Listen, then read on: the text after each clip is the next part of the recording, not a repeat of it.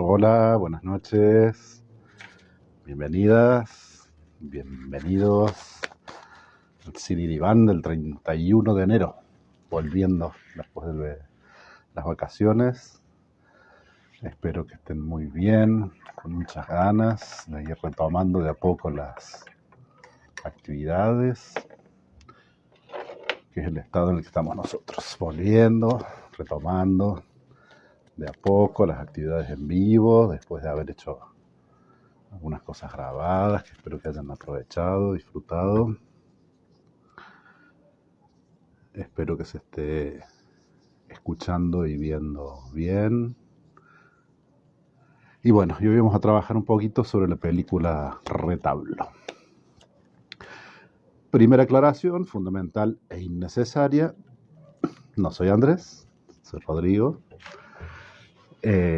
Bueno, me pidió Andrés si podía estar hoy con ustedes acá, cosa que como siempre es un placer. Un poco a la intemperie. Está empezando a lloviznar un poquito.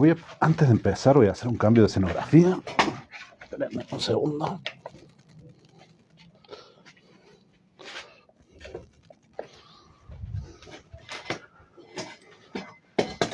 Ahí estamos un poquito más resguardados. Yo estoy un poquito más resguardado de las inclemencias. Porque me empeciné en hacerlo afuera. Pensé que que era más prudente hacerlo adentro, pero es más lindo acá. Y acá puedo fumar porque dentro de casa no fumo. Así que vamos a aprovechar. Bueno, hola María Teresa. Buenas noches Elsa. Hola Norma. Susana Elena Turturro.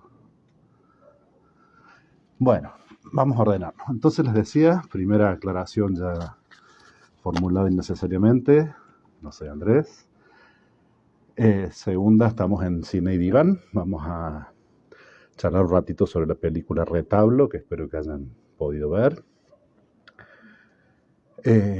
Y por otro lado, invitarlas a las nuevas actividades que vamos a ir definiendo y publicando, mejor dicho. Que ya están definidas, vamos a ir publicando a partir de estos días. Desde mañana mismo ya se abren las inscripciones para los cursos de este año, que tienen como, es inevitable, un margen de flexibilidad de acuerdo a cómo se vayan dando los acontecimientos. Qué gusto verlas, Irene, hola, hola Olga. Bueno, primera duda también de mi parte saldada, que si van a estar hoy acá. Me alegro mucho que estén. Hola Beatriz, Gómez Jerez. Les decía, lindo reencontrarse, pero con un poco de misterio también, a ver si van a estar, si no. Espero que hayan aprovechado las cosas que dejamos preparadas durante enero. Hubo algunas buenas noches de que estuvieron grabados, bueno, muchas clases, muchas participaciones de las charlas que hubo, de las jornadas que hubo durante el año pasado. Así que bueno, de todas formas, todo eso, si algo no habían visto en su momento y si no han visto durante enero, va a seguir estando ahí un tiempito más para que lo aprovechen. Y ahí nos vamos aproximando al tema de nuestro encuentro. Inés dice, preciosa y dura película Retablo.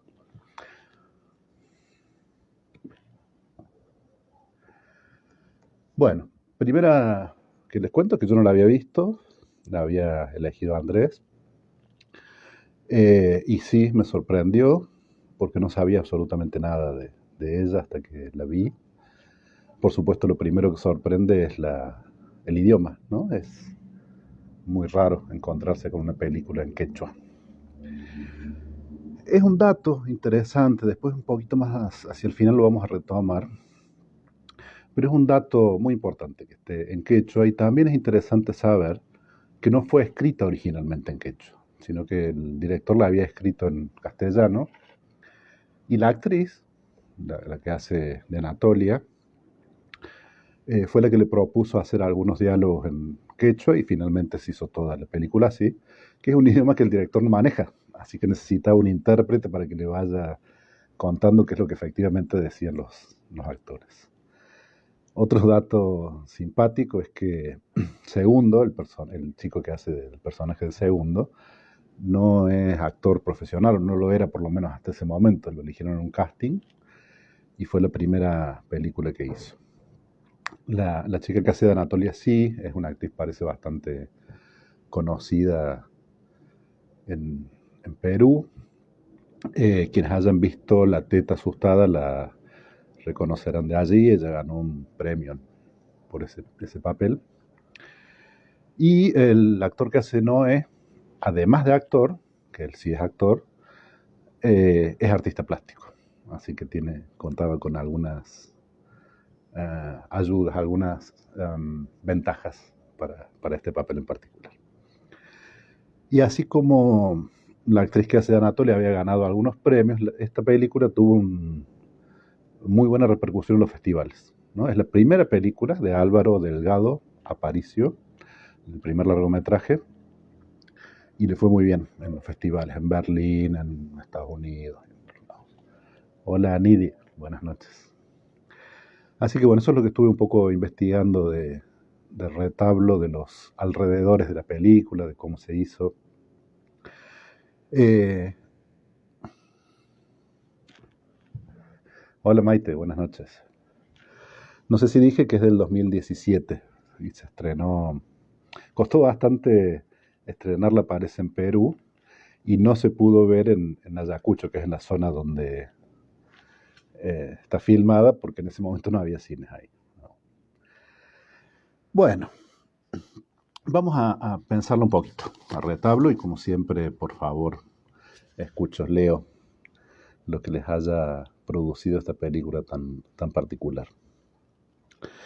Eh, Me parece a mí que hay varias líneas de análisis de esta película, varios textos que se dan simultáneamente, con casi todas, pero acá bastante claramente lo primero que me impactó es ese atravesamiento de la adolescencia del personaje de Segundo, ¿no? Un chico que tiene 14 años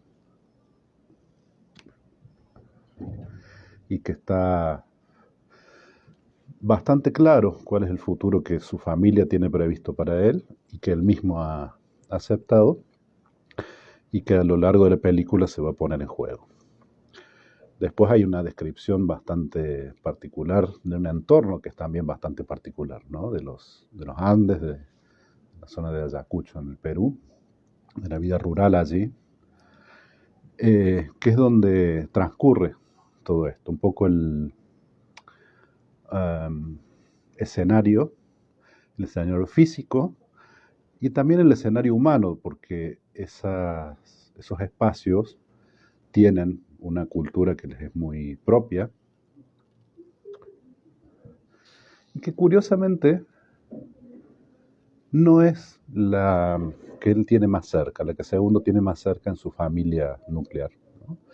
Pareciera que tanto Noé, el padre, como Anatolia, particularmente Noé, está un poco fuera de contexto, ¿no? Por la forma que tienen de ser y de ganarse la vida. Ahí es donde se nota bien en palabras de ella, en un momento en que le dice, nosotros no somos campesinos, nosotros somos artistas.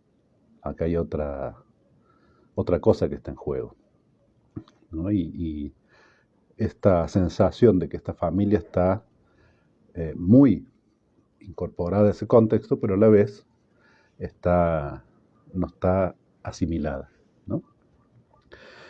Y esto plantea un problema de entrada para Segundo, porque dijimos que Segundo está en ese momento de la vida que nosotros entendemos como adolescencia, que es una etapa vital muy particular, entre otras cosas porque es la que más claramente depende del contexto, ¿no? Quiero decir que dónde empieza la infancia, dónde termina, dónde empieza la adultez y dónde termina, por supuesto, están alterados por el contexto cultural, modificados por el contexto cultural. Pero la adolescencia, de hecho, hay muchas culturas donde ni siquiera existe, donde el paso de la infancia a la adultez es un momento, es un día, ¿no? Hay culturas que tienen ritos de iniciación en los cuales el chico una noche es niño y tiene actividades y responsabilidades de niño, y después de algún ritual puntual, al día siguiente ya es un adulto y tiene responsabilidades y vida de adulto. No es el caso nuestro, en que ese atravesamiento es muy extenso en años y que además parece estarse alargando, ¿no? Parece que la adolescencia se está prolongando cada vez más. Quiero leer algún comentario que estaba ahí. Olga. Dice, conmovedor relato, la doble vida, los excesos y la intolerancia en un medio violento, machista y patriarcal. Bien. Ahí tenemos un poco de lo que estábamos diciendo respecto del entorno tan particular, ¿no? Está muy marcada la violencia en muchos ámbitos de la vida y particularmente como un rasgo de la masculinidad, ¿no? Vamos a volver a eso, Olga. Hola China, ¿cómo estás? Hermosa película, dice Norma, autóctona es su cultura. Vamos a volver a eso también un poquito hacia el final. Y Olga, la belleza visual de la película es enorme con fotografías fantásticas. Sí, como les decía hace un ratito, estuve leyendo un poco sobre la peli que no conocía, además de verla, leyendo algunas críticas, y siempre hacen hincapié los críticos en la fotografía y en esa forma que tiene de algún modo replicar el modo de los retablos, ¿no? Hay muchas escenas donde parece que lo que sucede está enmarcado por una ventana, por un arco. Hay una imagen muy particular cuando ellos están en la ciudad, después de que han estado en el mercado. Ellos, me refiero a Noé y a Segundo, están sentados y se ve la imagen de ellos dos en el marco de un portal, de un arco, no sé. Eso se repite mucho a lo largo de la película, según los críticos, que no sé si el director estará de acuerdo, es una forma de replicar esa forma que tienen los retablos, ¿no? de estar una escena enmarcada claramente. Y la fotografía fantástica de los lugares, ¿no? De los escenarios andinos.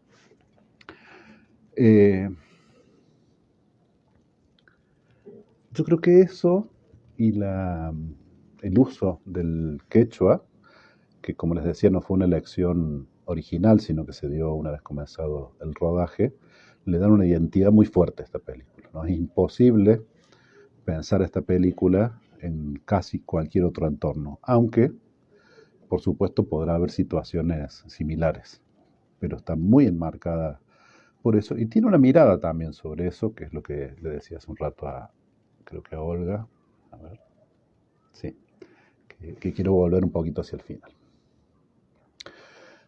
Vamos ahora más puntualmente a lo que volvemos mejor, con el comentario de Maite a la cuestión de la adolescencia que estamos hablando. Dice Maite, segundo, está marcado por los mandatos familiares. Y decíamos que la adolescencia es un proceso que, al menos en nuestra cultura y en la mayor parte de las culturas contemporáneas, es un proceso largo, extenso, y que consiste básicamente en, cuyo objetivo, mejor, o cuyo fin, es la constitución de una identidad adulta propia. Y esa identidad se da en base a alguna distinción, alguna forma de desmarcarse de la identidad parental. A veces poco, ¿sí? Como parece que es el camino que había emprendido al principio de la película Segundo, y a veces más fuerte, más violenta y más distintamente de los modelos. Pero siempre tiene que haber algo distinto, ¿no? Si no, y acá otro comentario que también leí por ahí es interesante, eh, se termina siendo una repetición, una copia. Y ahí es interesante la elección del nombre del personaje. Segundo en relación a quién. ¿Quién es el primero? Más porque es hijo único, ¿no? Entonces uno puede preguntarse si habrá habido algún hijo previo que se perdió, o si es el segundo en relación a Noé, a su padre, como un segundo Noé, tiene que volver a hacer lo que ya fue hecho. Lo cual es un destino válido, y que en muchas tradiciones familiares se ha mantenido durante no una, sino varias generaciones, ¿no? Donde lo más importante es formar parte de una tradición familiar. Al principio de la película se detiene bastante en que no es fácil tampoco ese camino, porque él está tratando de aprender el oficio del padre y no es natural la habilidad para hacer retablos. Y se ve que le cuesta y él lucha y el padre lo acompaña en eso, lo cual también va mostrando que la relación con el padre es muy afectuosa, ¿sí? A pesar de que conviven en esa relación varios um, vínculos, ¿no? Está el vínculo de padre e hijo, pero también el de aprendiz y maestro, el de jefe y empleado de alguna forma. Y es una relación de mucho cariño, ¿no? Particularmente esa escena del enseñar a su aprendiz y a su hijo cómo formar las figuritas del retablo, ¿no? Entonces, en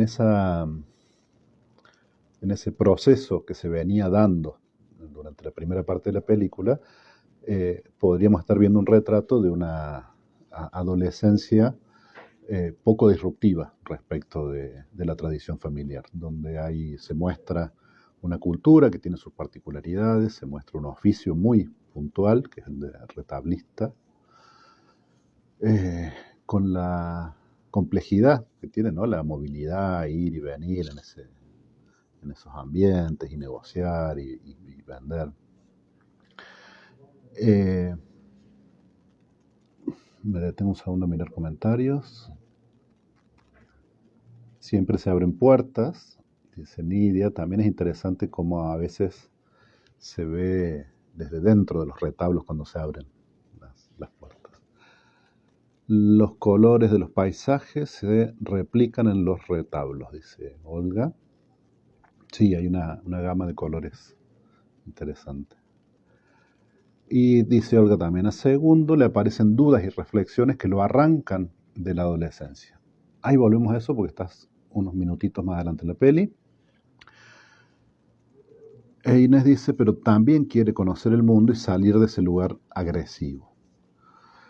Acá, bueno, vuelvo un poquito cierro la idea de la adolescencia en términos generales, como momento de consolidación, de constitución y consolidación de una identidad propia, que pueda ser distinta a la familiar, al menos en algún aspecto, y que en el caso de Segundo, al menos al principio de la película, no, no es tan distinto, ¿no? Es una transmisión de un legado eh, que no termina, como dijimos, de encajar en el contexto, ¿no? El padre parece estar siempre un poquito fuera de esas formas, ¿no? Insisto en las palabras de la madre, ustedes son artistas, no son campesinos. Y están en un ámbito rural, donde todos son campesinos. Y en las formas de moverse, insisto, estoy hablando de la primera parte de la película, ya se ve que Noé no está um, cómodo, digamos, o a lo mejor la ha logrado acomodarse, pero digo, no le es natural, no es igual a el resto de sus vecinos, ¿no? Eh, y segundo también está en esa misma tesitura, él no está cómodo en ese marco que hace un rato describimos como de una violencia muy enraizada y muy vinculada al machismo. Los diálogos con Mardonio, con el amigo, son como bien reveladores en eso, ¿no? Bien claro todo lo que el amigo le dice y que él no acepta. Y ahí, en dirección a lo que decía Inés, no está todavía esa idea de conocer el mundo, salir de ese lugar agresivo. Él, aunque no se sienta cómodo, aunque no se sienta parte quizás, esto ya es una idea mía, pero quizás no se siente parte de ese entorno, pero está bastante claro que tampoco quiere irse. Cuando Mardonio le ofrece al principio ir a la cosecha y salir un poco del ámbito familiar, él deja bastante claro que no le interesa.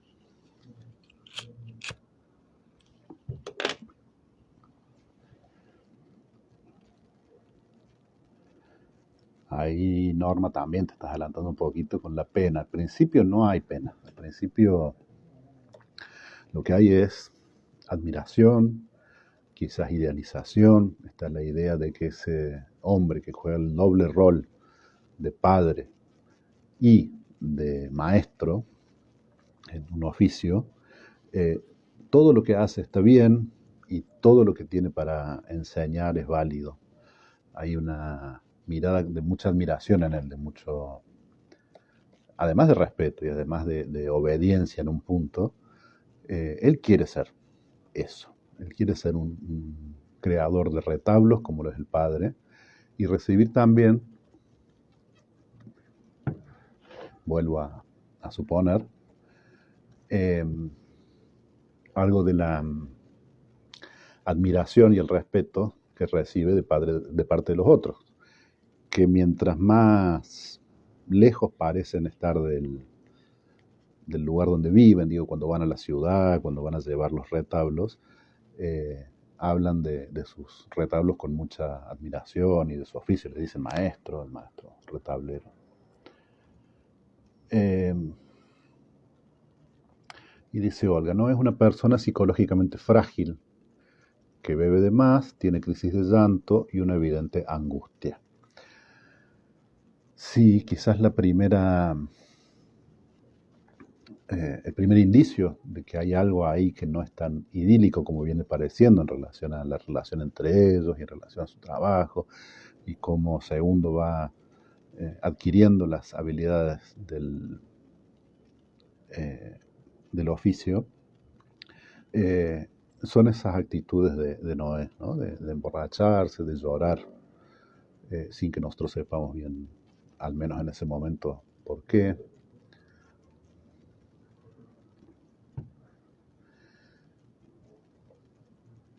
Sí, me quedé pensando en la palabra que usaste, Olga. Bueno, habría que pensarlo un poquito, la cuestión de la fragilidad. Eh, por lo pronto, de entrada, y lo hemos repetido un par de veces, no tiene las características recias, llamemos, de los hombres, de los modelos de hombre de su entorno. ¿Sí? Um,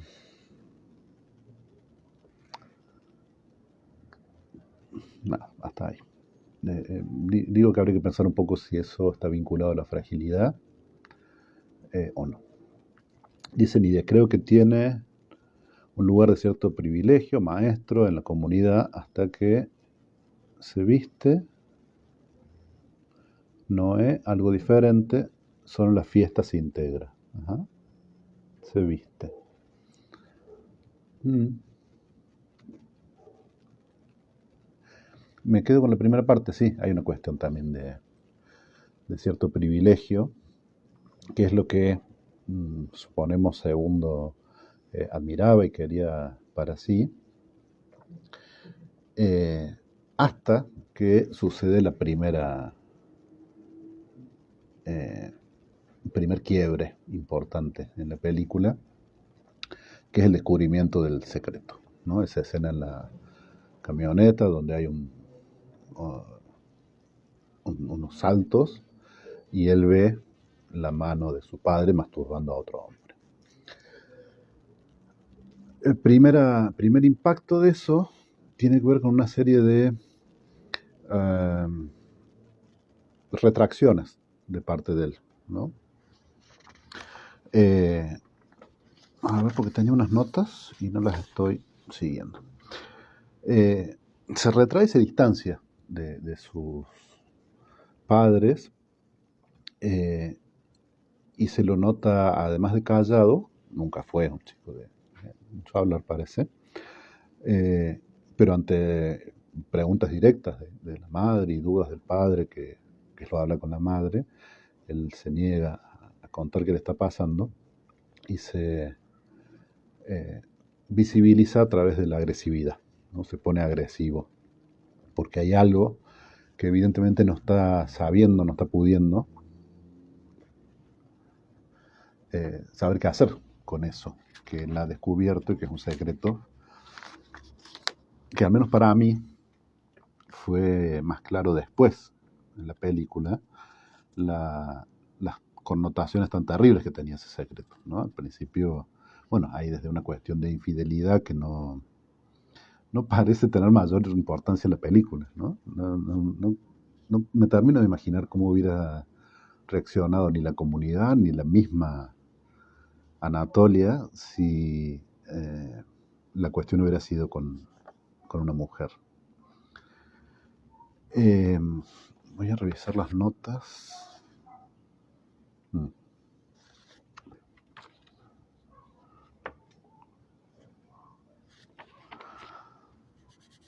Voy a volver un poquito antes de detenernos más en el momento del descubrimiento del secreto, porque hay algo que después quiero retomar. Hemos dicho, creo que Olga era una de las que lo decía, o Inés, o quizás las dos, eh, que el entorno es muy violento, ¿no? Y eso se ve en varias escenas, desde cómo se castigan algunos crímenes, como el abigeato, el robo de ganado, hasta cómo se divierten o cómo se ponen en juego algunas cuestiones eh, en las formas, ¿no? Esto en realidad sucede después del descubrimiento del secreto, pero la forma de vincularse de Mardonio eh, con los otros, eh, con Segundo primero que nada, pero después lo vemos en un partido de fútbol con otros chicos, es sumamente violenta, ¿no? Y ahí hay una pelea fuerte, donde él termina mal. Eh, También circula mucho alcohol, ¿sí? Parece que es central eso. Y esa violencia está muy vinculada a cuestiones machistas, porque tiene que ver con la identidad del ser hombre en ese contexto. Donde más claro queda es en las charlas con Mardonio, ¿no? Donde él habla al mismo tiempo y en una misma conversación de, de la forma en que debiera Segundo aproximarse a Felicita, a la chica del mercado, muy eh, como un objeto, ¿no? Estaba pensando si había otra forma más eh, menos trillada de decirlo, pero es eso, tenés que ir y hacer uso de tu objeto, nadie está preguntándose qué es lo que ella podría llegar a querer. Y si no vas vos y no usás, no haces uso de tu objeto, lo voy a usar yo antes que esté ahí uh, desperdiciado, desaprovechado. Eh, y al mismo tiempo la cuestión de la violencia. Hola, Ana María. Ahí vuelvo, Olga, sobre tu comentario porque quiero volver sobre el momento del descubrimiento del secreto, pero eh, ese entorno muy, muy marcado eh, y que, insisto, está como bien condensado en las actitudes de Mardonio, del amigo, eh, está marcado, como hemos dicho, por la forma de ser hombre a partir de la violencia, del machismo, del consumo de alcohol. Ya está. Ya entendí qué pasó con mis notas que se había traspapelado. Entonces, como habíamos empezado a decir, sucede que se descubre este secreto que les decía, quizás eh, por desde donde uno mira la película. Al principio no se logra, yo al menos no logré captar la profundidad de la tragedia que implicaba eso. ¿Sí?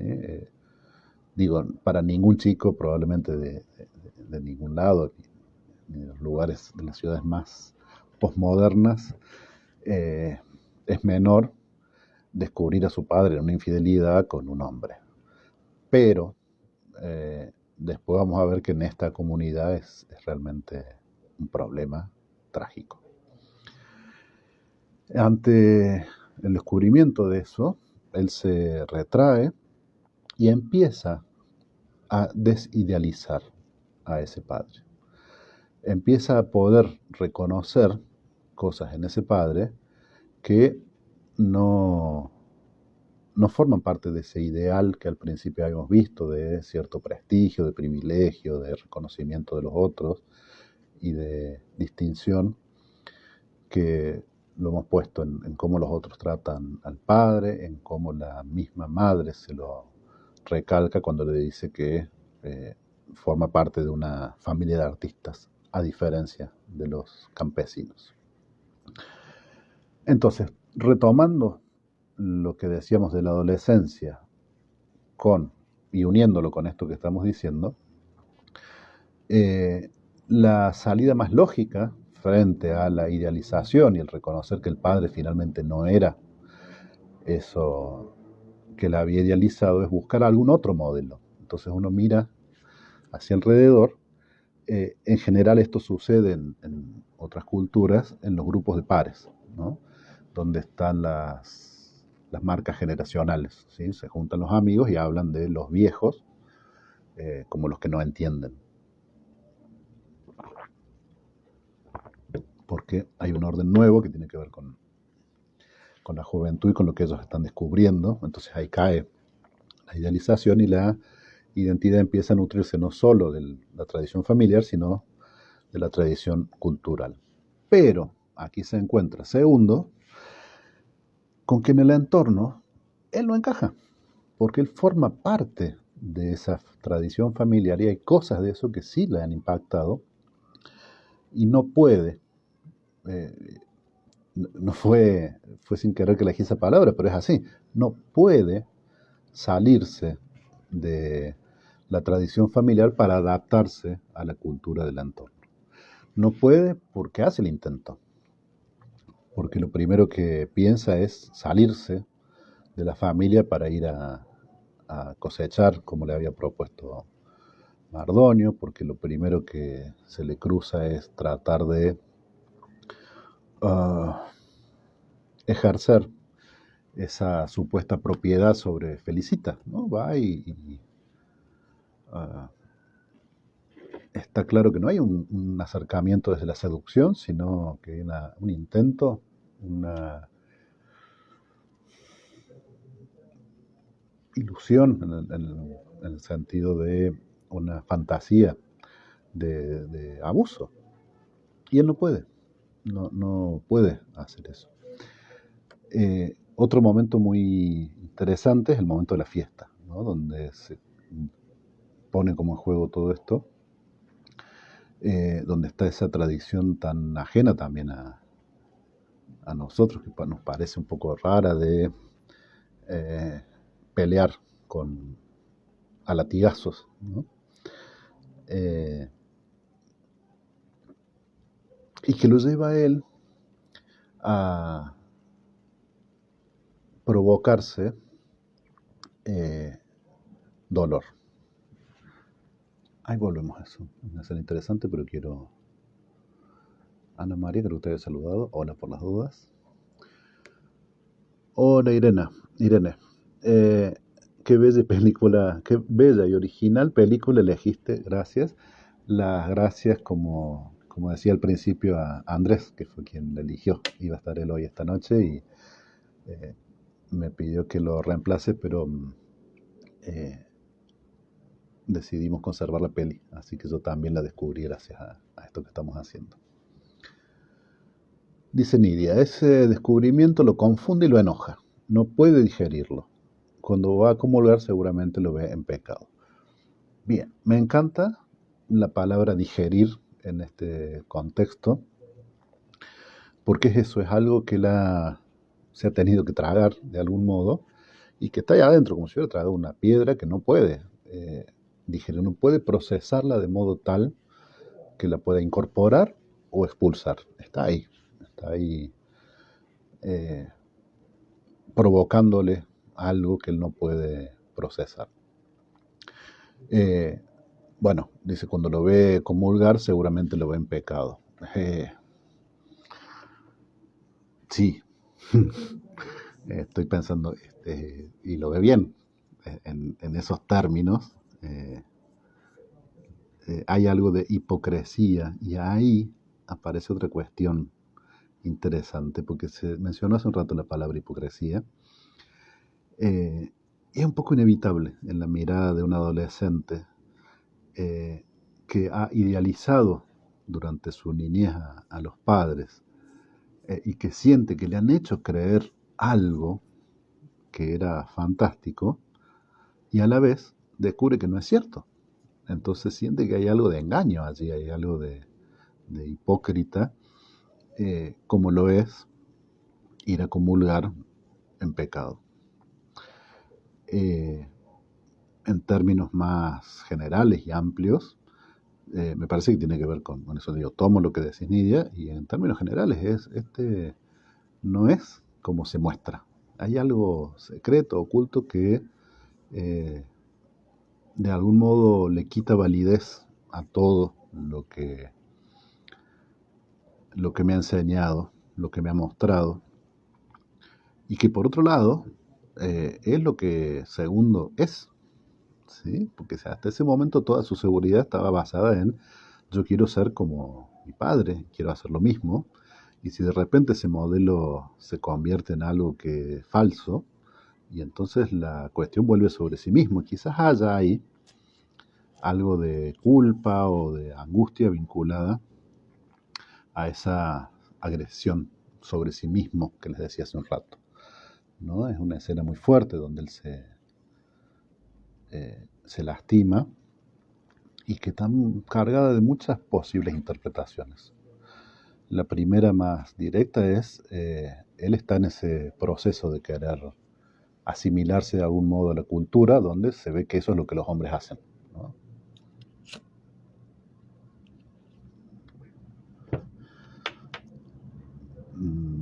Hacen en el sentido de provocar dolor, aunque en este caso sea así mismo, y también de tolerar el dolor, de bancársela, ¿no? Que es un nuevo fracaso, porque no termina bancándosela. Eh, Quizás, como les decía, una segunda lectura tenga que ver con desvalorizarse a él mismo, porque si está desilusionado respecto de la figura de identificación, entonces él tampoco debe ser muy válido. Pero por ahí leí y me pareció bien interesante que esa forma que él elige de golpearse y de golpearse las piernas, de algún modo también lo acerca a la madre, que tiene dificultades para caminar. Entonces él está tratando de algún modo de separarse de las figuras parentales, aunque fundamentalmente el padre, pero él no se alía con la madre en un momento. Eh, y por momentos eso parece acercarse. En este punto más simbólicamente y después cuando la trata de proteger un poquito más adelante.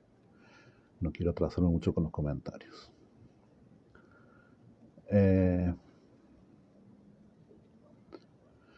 A medida que avanza la película, los conflictos van creciendo. En la vida del padre y del hijo se va enterando no solo. Uy, un momento que toque algo. Ahí está, ¿no? Ahí está. Y del hijo se va enterando no solo cuál es el secreto de sus padres, sino la agresiva y violenta reacción que eso genera en la comunidad. Eso decía Olga. Ana María, bella película, sencilla y muy profunda. Sí, uno podría contarla en pocas palabras y sin embargo, fíjense todo lo que estamos diciendo y le cuento la cantidad de interpretaciones que uno encuentra si va leyendo por ahí. Norma, hipocresía, como si nada pasó, comulga, sí. Y se aleja de la fila. Fernanda, hola, buenas noches. Estamos hablando de la película Retablo, película peruana del año 2017 que está en Netflix. Como siempre, vale, si uno vio la peli puede comentar y participar, está bueno. Y si uno no vio la peli, por ahí está bueno charlar un rato de algunas cosas y después verla para terminar de entender. Maite responde, Retablo. Y Susana también. No sé, estoy llegando tarde con mi respuesta. Norma, de castigarse en las piernas es dolor. Sí, esto estábamos hablando. Nidia, la desidealización paterna es típica de la adolescencia, pero el desencadenante en este caso es demasiado fuerte. Yo lo vi como un autocastigo, una flagelación. Y Fernanda agradece que hayan respondido su pregunta sobre la peli. Vamos a tomar dos cositas. Recién. ¿Quién era? Quiero hacer los nombres. Ana María decía, la película es bella, sencilla y muy profunda en relación a lo que dice ahora Nidia, de cómo Nidia entiende la escena de la autoflagelación. Justamente, una película puede ser compleja, ¿sí? Que uno pueda costarle mucho entenderlo. Una película en tanto relato, vamos a tomarlas, cualquier relato. Puede ser complejo en su planteo, puede ser simple, simplón, donde no hay mucho más.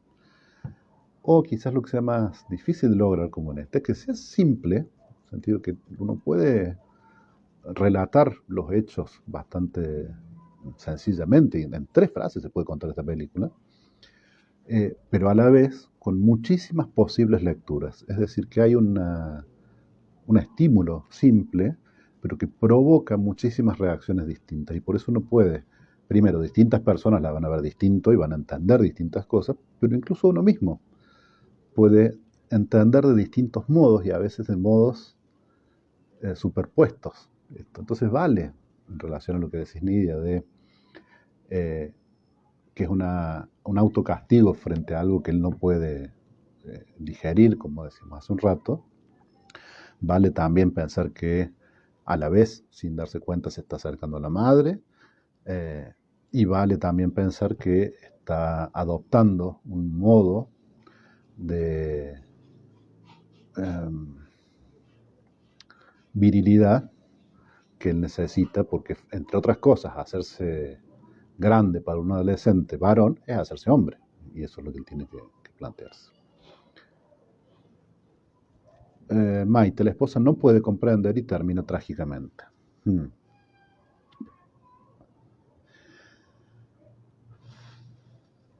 La primera reacción de Segundo,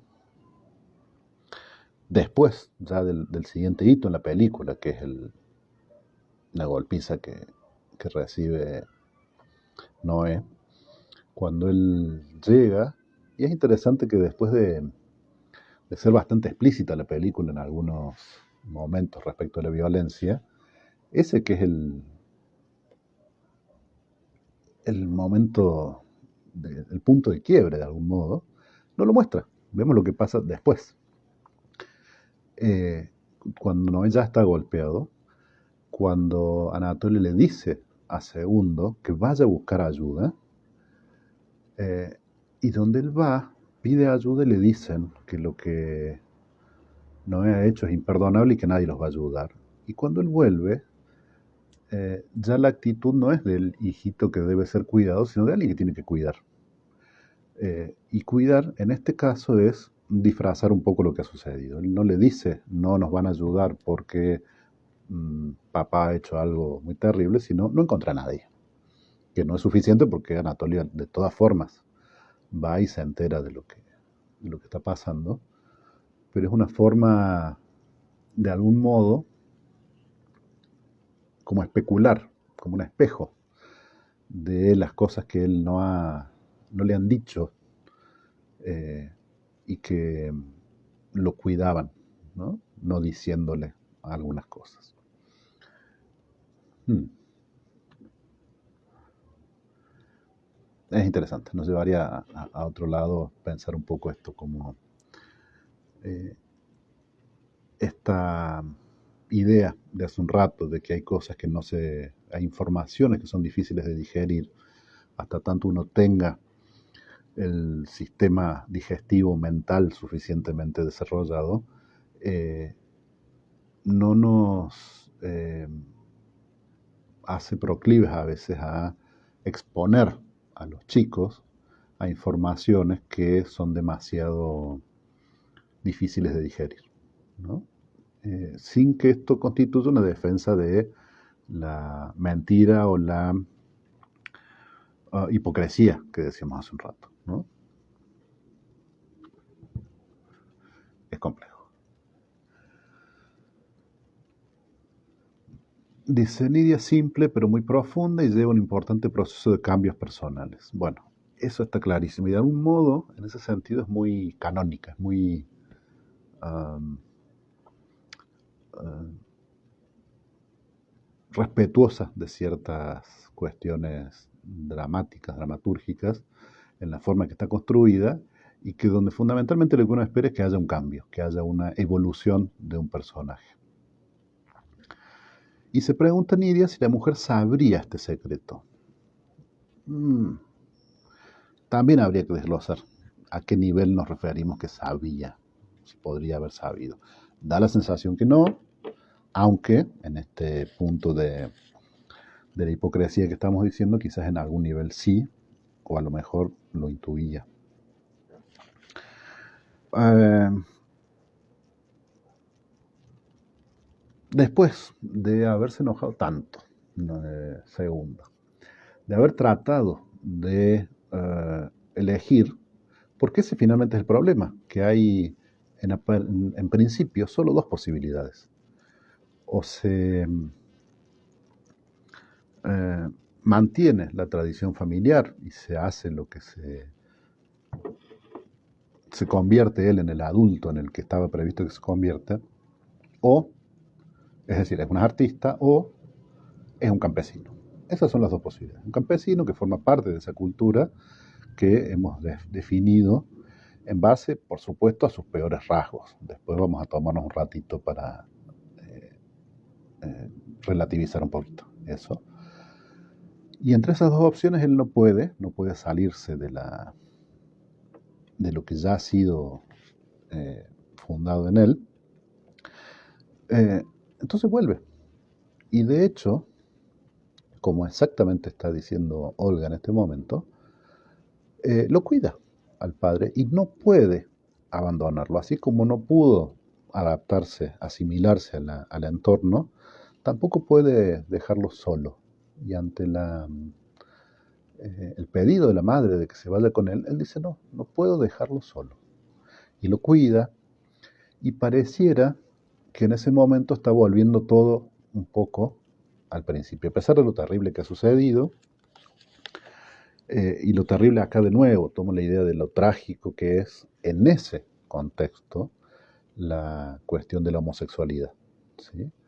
Eh, Insisto, no es una infidelidad, no es ninguna falta, sino que implica una especie de expulsión de la sociedad. La cultura no tolera eso y cuando Segundo le dice al padre, bueno, pero tenemos algunas figuritas todavía, podemos empezar a trabajar, podemos vender, el padre dice, no te van a comprar, no nos van a comprar, no hay ninguna forma de que volvamos a,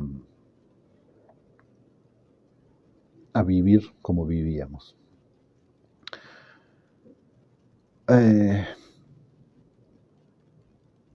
y ahí es donde también se presenta una situación de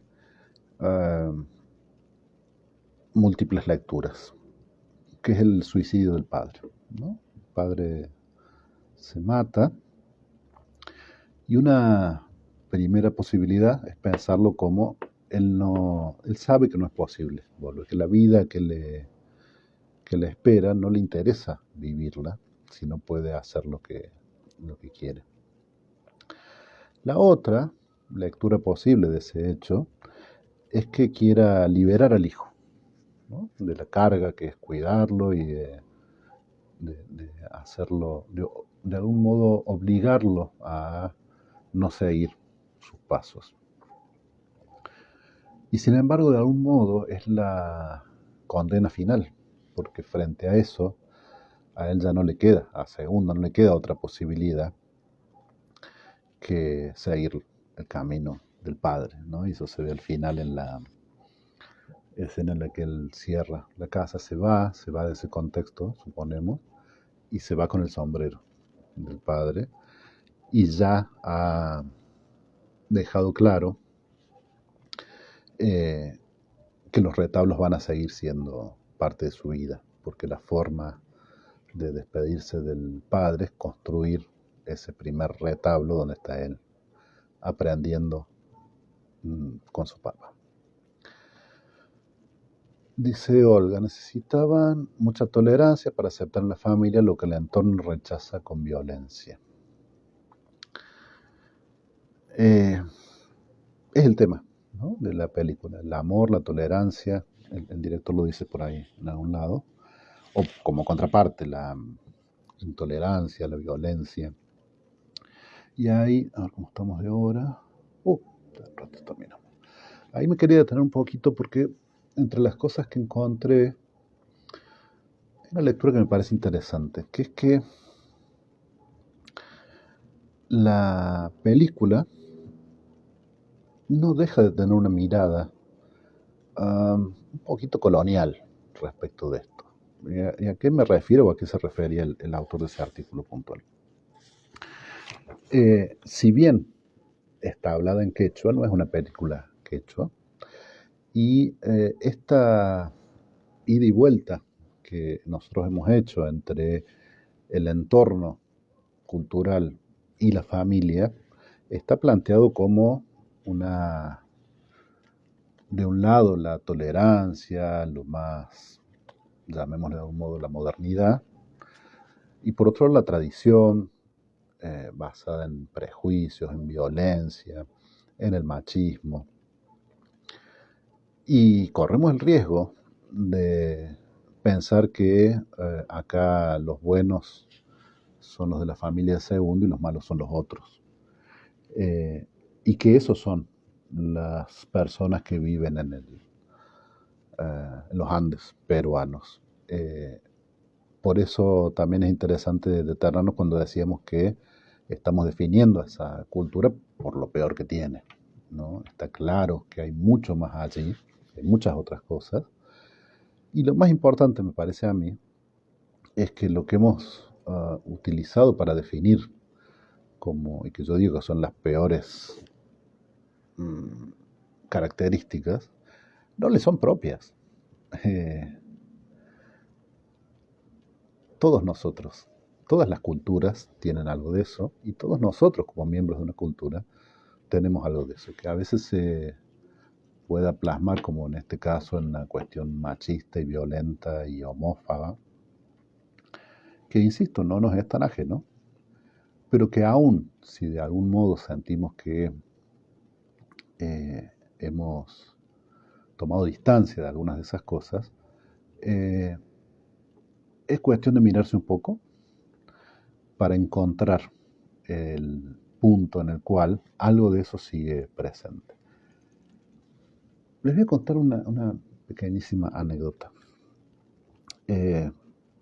No voy a nombrar quién, porque si bien lo contó en público, no sé si quiere hacerlo tan público, pero es una mujer que asiste al CEPRAM y que en un momento que hablábamos acerca de prejuicios y de,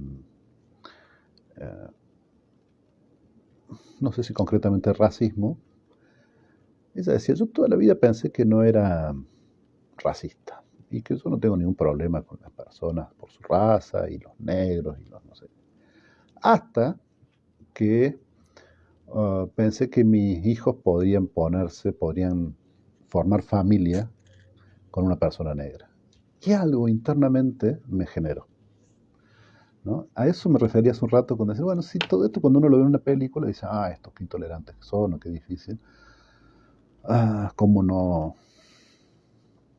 ¿Cómo puede ser que reaccionen así frente a esto, que finalmente es una cuestión de la vida privada, ¿no? Y creo que, bueno, no nos vamos a meter ahí. Pero insisto, si uno...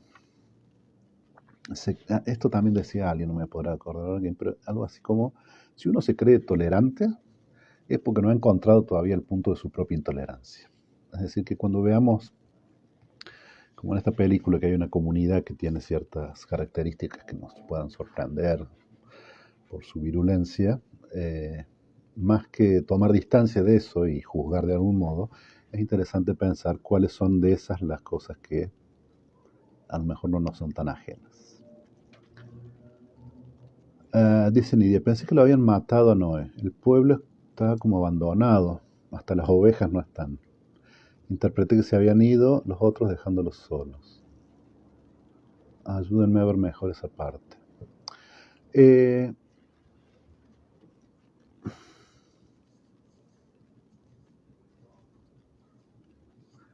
Estoy tratando de acordarme. Eh, Respecto del abandono, no. Me parece que hay es la misma sensación de soledad que se vio al final, se vivió un poco al principio. Están muy dispersas parece, las personas. Y respecto de que lo hayan matado, podría ser, pero a mí, estaba tratando de acordarme por qué, no tengo claro por qué, pero me dio toda la sensación de que él se había suicidado, y en algún lado que leí también hablaban del suicidio del padre. Pero Norma, analizar el agreste del lugar y lo que eso implica, y le dice a Nidia, es cierto. Bueno, vamos a ir cerrando. Lindísima la peli, interesante, lindísima en términos de que la imagen es, a nivel de imagen es muy, muy bella, y fuerte a nivel de contenido. Dice Olga, con la vejez nos ponemos más tolerantes, me pasa a mí. Bueno, en el mejor de los casos, Olga, sí. Ah, si nos pusiéramos en la piel de un adolescente, probablemente en esa identificación diría que no, que los viejos son reaccionarios y retrógrados. Y creo que los dos, tanto vos cuando lo decís, Olga, como ese hipotético adolescente, en un punto tiene razón, porque las personas somos todas distintas. Algunos vamos creciendo y tratamos, al menos, y a veces lo logran, de ir hacia la tolerancia, y a veces, en otros casos, se van rigidificando algunas cosas que ya venían rígidas de antes. Dice Ana María, me pareció que el padre deja ir todo para que el hijo emigre. Sí, esa es un poco la sensación que me ha dado. Bueno, Olga, muchas gracias por tu comentario. Muchas gracias a todas ustedes por estar ahí, por sus comentarios. Como siempre, me parece que lo más rico que tiene este espacio es el intercambio. A todas las que han hecho sus comentarios, gracias. A las que no, gracias por su presencia. Y a quienes vean esto después en otro momento, pueden también hacer algún comentario, aunque sea extemporáneo. Les agradezco mucho su presencia, les doy la bienvenida a la simultaneidad, a tenernos acá, unos y otros, y a este nuevo año. Aunque yo creo, sí, ya la primera peli que analizamos este año ya era enero, creo que era el 3 de enero. Así que algunas de ustedes, a las que no había visto antes, feliz año nuevo, feliz comienzo del año lectivo. Vamos a empezar ya, como les decía, con todas las actividades progresivamente, así que estén atentas. Gracias por todo. Buenas noches a todas. Hasta la próxima.